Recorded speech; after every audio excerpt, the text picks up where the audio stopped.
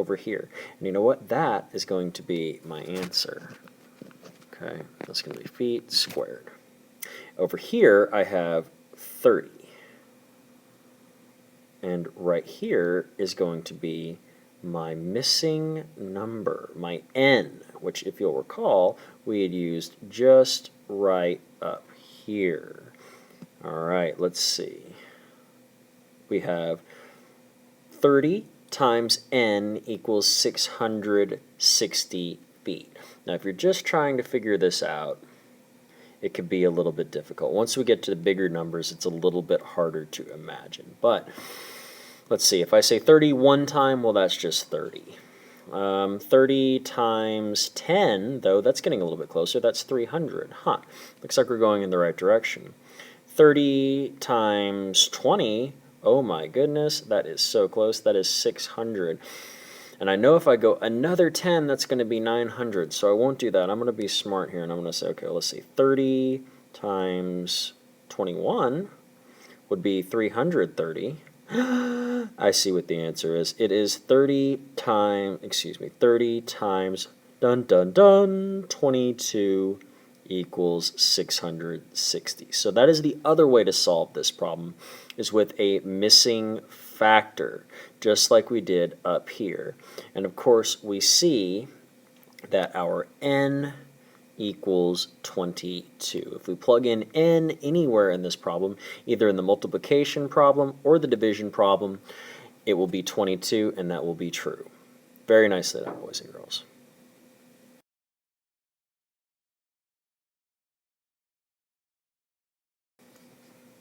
Alright, boys and girls, at this point I want to go back to our note-taking.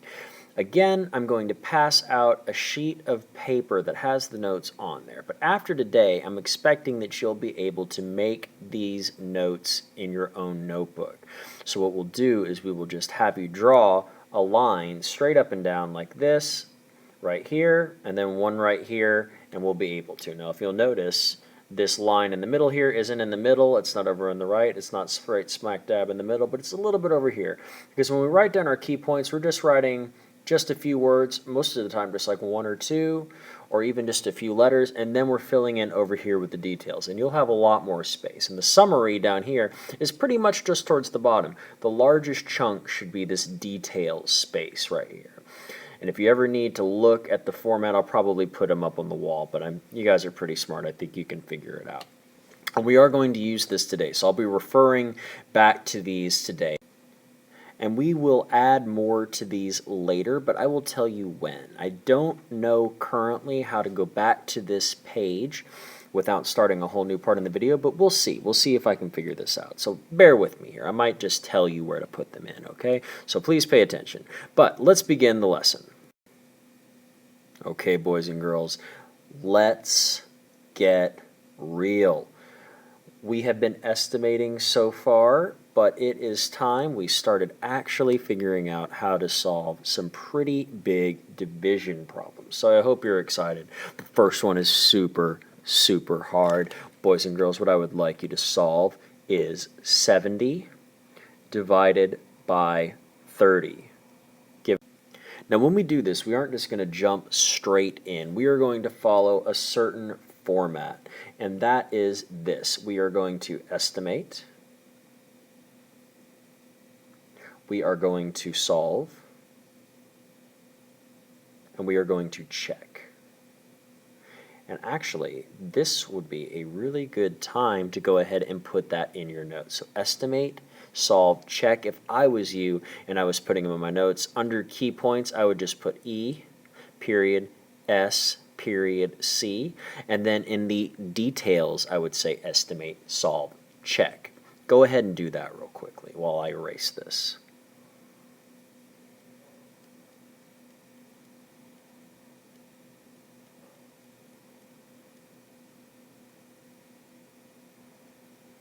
Okay, boys and girls, I believe we are ready to solve. So again, when I'm rounding, I'm going to try and be intelligent about how I round this, because I know for a fact that 30 will not go into 70. But I do know that a multiple of 30 is 60. So I know that this is about the same it's about the same as 60 divided by 30.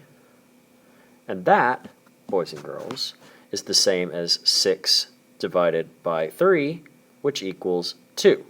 So my answer should be somewhere right around 2. Okay, so that is the first part here. We have done the estimate. Let's see if we can do the solving. Ooh, the solving. Here we go.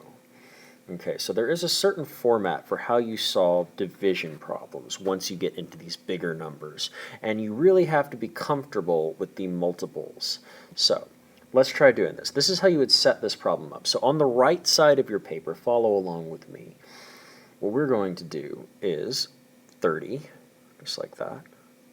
We're going to draw kind of like a little table looking thing, and we're going to put our dividend, 70. We're going to put the actual dividend, not the rounded dividend, because today we're not just estimating, we're actually solving. Now right off the bat, what I'm going to tell you, just like before, I know, and the reason why I chose 60 was that I knew that 30 times 2 is 60. So what I'm going to do is say, okay, 30 will go into 70 twice, but that's only 60. And what we would do is instead of putting the 2, like let's say here, where it's in the first spot, that 2 would be in the tens place, so that would be 20. We're going to put the 2 right here in the ones place because 30 will go into 70 twice. Again, 1, 2. Now let's see. We will subtract 60 down here. Make sure you're following along with me here. Okay, so 70 minus 60 is just 10. You guys can pretty well do that in your head, I imagine. Now, if you're paying attention, you know that 30 cannot possibly go into 10. So at this point, our problem is solved. We are just going to write up here R10. And that, boys and girls, that R, what that stands for is the remainder. The remainder. And this would be a really good time to put that in your notes. Remainder, and I'll spell it out for you quick. Just put it in the key points, and we'll come back to it in a second with a really good definition. Remainder. R-E-M-A-I-N-D-E-R. Go ahead. I'm not even going to pause. I'm just going to go ahead and erase this because, again, you should have your books open right to this page. Okay. The last thing we're going to do is check. And the reason why you guys are solving this in your books is so that you can go back and check on how you did this later. So the way we're going to check and make sure that the answer of 2 with a remainder of 10 is the correct answer is like this. So when we check, what we do is we multiply back our quotient, which again is the answer, the quotient times the divisor, and then we add the remainder. I know that sounds complicated, but it's really not that bad. So our quotient is 2. We're going to multiply that by the divisor, which is 30. And we are going to go ahead and put brackets on that so we keep a track of it. And then we're going to add back the remainder, which is 10. So 2 times 30 is just 30, 60. Okay, so that's 60 plus 10, and guess what? You get the dividend. You get all of that back. It's kind of like when you split a group up, is what we're doing right here. We're splitting a whole into a bunch of different groups, actually just 2 groups. No, we're splitting it into 30 groups, excuse me. We're splitting 70 into 30 groups, and there are 2 groups, 2 in each of those groups with 10 left over. So when we do that, we can add everything back together and we should get our dividend, which is 70. So because 60 plus 10 equals 70, I know that my answer is correct. And hopefully yours is as well. Let's try another problem. Okay, boys and girls, this is the last problem I'm going to solve on this video because it is getting late and I have got to get home.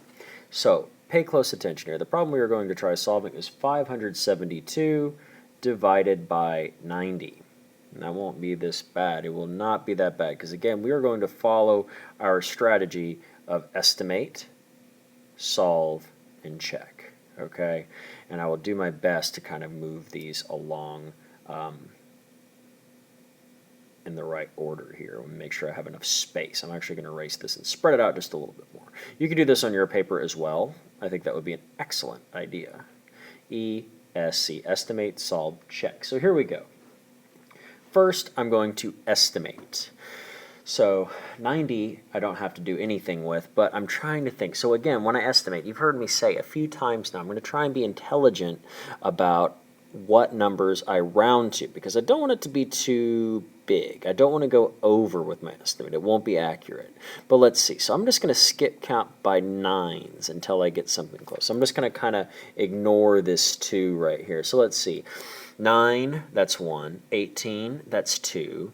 27, that's 3. 36, that's 4. 45, that's 5. 54, that's 6. 63 is 7. Oh, that's too much. That would be 630, and that's way too much. I don't have that. But I do have 54, or 540, and if you recall, that was 6 times. So what I'm going to do right here is write 540 divided by 90 equals, that's right, 6. It will go in about 6 times. So that's my estimate. So my answer should be somewhere almost exactly right around there. It's a really good way of doing this. Let's go ahead and solve it though. So we have 90, and remember, when we solve, we don't use the estimated number. We use the actual dividend because we are being exact here. You only use the estimate if you're estimating, and you don't have to be exact. So we have 90 divided, 572 divided by 90. That's how you'd say this. So we already said that 90 will go into 572 6 times exactly without going over, and that will be 540.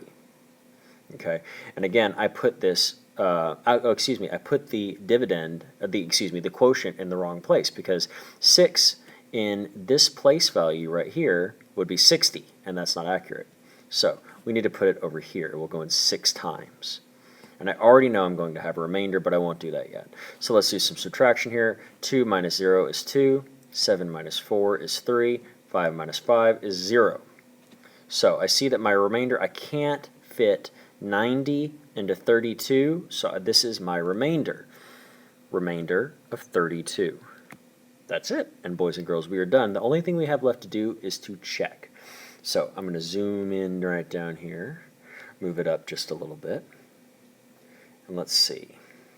So again, what we said, when we check, we multiply the quotient times the divisor, and then we add the remainder, and we should get the dividend. I know that's a lot of words, but once you get used to it, it's not that bad. So let's start with the quotient of 6 times 90, and I'm going to put a parentheses around this so I know that I'm not multiplying it times 32, or I'm not multiplying 90 plus 32 times 6. We don't want to do that. It's going to equal, I'm going to put equals D for the dividend, equals D. So 6 times 90, we said before, is 540, and 540 plus 32 I know is going to equal the dividend of 572. So all those numbers match up, and our answer for this problem is 572. Our answer for the problem altogether, again, is 6